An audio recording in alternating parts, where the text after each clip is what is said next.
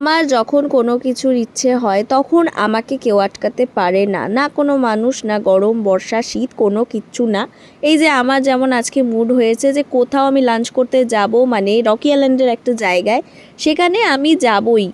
ফার্স্টে তো প্রচণ্ড গরম ছিল, কিন্তু পরে দেখলাম মেঘলা হয়ে গেছে, কিন্তু আমি ভাবলাম যে না, যাবই, বৃষ্টিতে ভিজি তাও যাবই আমি। আর আমার ওখানের না, মানে রেস্টুরেন্টটার ভিউর থেকে বেশি রেস্টুরেন্টটা বেশি ভালো লাগে, কারণ রেস্টুরেন্টটা এত সুন্দর করে কাঠ দিয়ে ওরা সাজিয়েছে।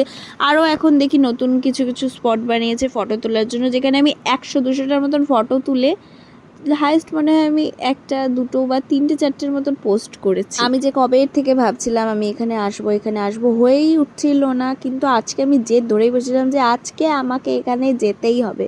কিছু কিছু টাইমে আমি ভাবি আমার আশেপাশের মানুষগুলো আমাকে কিভাবে সহ্য করে, কারণ আমি নিজেকেই নিজে সহ্য করতে পারি না, মাঝে মধ্যে মনে হয় গলা টিপে মেরে ফেলি নিজেকেই।